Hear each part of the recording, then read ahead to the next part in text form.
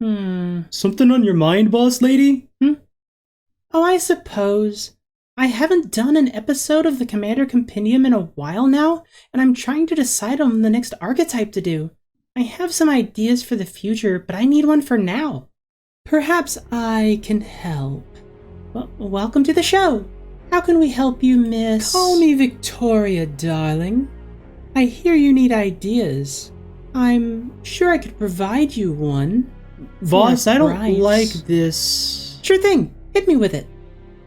Have you considered aristocrats? That's a great idea. Sacrifice shenanigans, cool synergies, value out of the graveyard is perfect. Thank you so much, Victoria. No, darling. Thank you. Now I'll be taking my payment. Your blood. Oh no! Oh, I'm so sorry to disappoint you, but I don't have any blood. What? Good evening, darlings and deviants. My name's Lucy, and I'm just a little loony. For this next episode of the Commander Compendium, we'll be covering a very powerful archetype, Aristocrats. Do you like having disposable minions? Cackling like a supervillain as your maniacal machines toss bodies at your opponents? Then this archetype might be for you. And while I'm not a super villain, I do have a few tips and tricks for when you're thinking of building these sort of decks. So without further ado, let's start the show. So let's start with the most pressing question I hear about this archetype. Why is it called Aristocrats? Well, dearest viewer, it's mainly due to the standard deck that formed way back in the days of Innistrad and Return to Ravnica Standard. Cartel and Falconwrath Aristocrat are two creatures that can, at any time, sacrifice a creature in order to provide some benefit. The deck also played cards like Doom Traveler in order to have the sacrifice itself also generate some form of advantage. In this case, another body to sacrifice later or to attack the opponent with. And from there, the archetype itself was born. The deck revolves around a mix of creatures with powerful sacrifice abilities, combining with creatures that benefit from other things dying, or creatures that benefit from dying themselves. In Commander, this archetype mainly centers in the white, black, red, and green colors of Magic. Black and red are integral to the strategy, while white and green offer their own unique spins on their respective decks. You'll rarely see a deck in this archetype go outside of black and red, and they'll typically splash white and green for very powerful multicolored cards or some more synergistic stuff. To demonstrate this, here are two commanders for this archetype. Extus Auric Overlord is 1, a white, and 2 black mana for a 2/4 legendary creature human warlock with double strike that has Magecraft. Whenever you cast or copy an instant or sorcery spell, return target non-legendary creature card from your graveyard to your hand. He's a fine, upstanding gentleman who I'm sure is up to nothing nefarious. Wait a minute. This is a modal double-faced card. What's on the other side? Oh, uh-oh. Well, Awaken the Blood Avatar is 6, a red, and a black for a sorcery that will never cost the full 8 mana because, as you cast the spell, you can sacrifice any number of creatures, making the spell cost 2 generic mana less to cast for each one sacrificed. For your efforts, each opponent sacrifices a creature, and you get a 3/6 black and red avatar creature token with haste, and whenever this creature attacks, it deals 3 damage to each opponent. A very notable thing is this token isn't legendary, and this sorcery goes back to the command zone. With enough creatures, you could make multiple avatar tokens and make your opponents sacrifice away. As for the other commander, we have Prosh, Skyraider of Keld. For 3, a black, a red, and a green, you get a 5/5 legendary dragon with flying, and when you cast this spell, create X01 red kobold creature tokens named Kobolds of Carekeep, where X is the total amount of mana spent to cast it. As a note, this is on cast, so even if Prosh gets countered or otherwise summary dismissed from the board, you can still get the creatures. Plus, Prosh also has the ability to sacrifice another creature to get +1/+0 until the end of turn, enabling all of your death, all of your sacrifice things. He's just very good. Both of these creatures have their own pros and cons, but the main thing you're looking for is a commander with 1 or 2 out of the 3 components that make up Aristocrats. You either want a way to sacrifice your creatures, something that benefits from your creatures dying, or a creature that likes dying itself.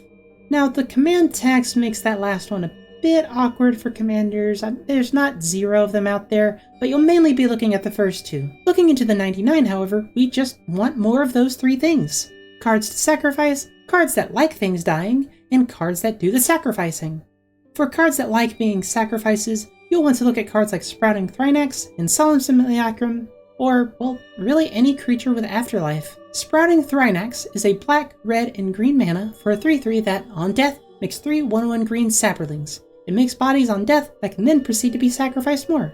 Solemn Simulacrum is a mainstay in Commander for its enters the battlefield ability to get an extra basic land into the battlefield tapped, but it dying also allows us to draw a card. This card shines in Aristocrat strategies due to being able to consistently get as much value as possible from it. Afterlife is a mechanic from Ravnica Allegiance that creates X 1/1 white and black spirit creature tokens with flying whenever the creature with Afterlife dies. Powerful cards with this ability include Tithe Taker, who's 1 and a white for a 2/1 that has Afterlife 1, and, during your turn, spells your opponents cast cost 1 generic mana more to cast, and abilities your opponents activate cost 1 generic mana more to activate unless they're mana abilities. This gives you some extra protection during your turn, allowing you to cackle maniacally at your leisure. Plenty of cards in Magic like things dying, but cards like Dictate of Erebos, Brave Pact, and Butcher of Malakir all reward you when creatures you control die by making your opponents also sacrifice. And their noble creatures are probably much more integral to their strategy in comparison to our disposable minions. And while all of those things are dying, you can use cards like Cruel Celebrant, Zulaport Cutthroat, and Blood Artist to drain your opponents dry as you throw your lackeys at them. Another card I like personally is Black Market. It's 3 black for an enchantment that gets a charge counter for each creature that dies, period. That means your creatures and your opponent's creatures. In addition, at the start of your main phase, you gain black mana for each charge counter on it. This card can get pretty ridiculous if it sits on the board for a while. If someone casts a sweeper that doesn't exile everything, this card can get an absurd amount of counters. That's not even mentioning the fact that you'll be sacrificing your own creatures as well. This card can get out of hand fast and make you a lot of black mana. Finally, cards that do the sacrificing. From the namesake of the deck, Aristocrats, to the 2 Commander examples I gave earlier, there's a whole host of these all across Magic's history. Pick your favorites and drop them into the deck. As a general rule, however, I think you should lean towards cards whose sacrifice cost is as close to free as possible. The more mana a sacrifice ability costs, the less flexible it is and the more it can hamper your combos. There's a reason people play Goblin Bombardment over Barrage of Expendables after all. And realistically, that's all there really is to the deck. Swarm the board with your loyal minions, feed them to your powerful engines and monsters, and win the day through value.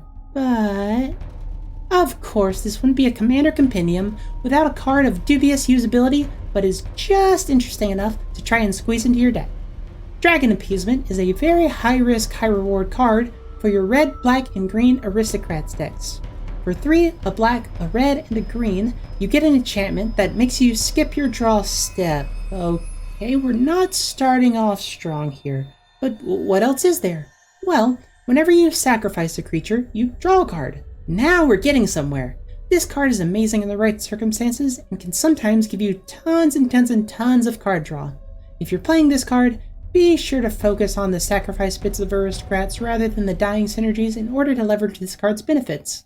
But what do you think? What's your favorite card to play in an Aristocrats deck? Do you have a suggestion for this archetype that I didn't bring up in this video? Let me know in the comments below. And hey, while you're there, be sure to subscribe and give me a like. It lets me know you enjoy my content and that I'm putting on a good show. Thank you all so very much for watching, and until next time, au revoir!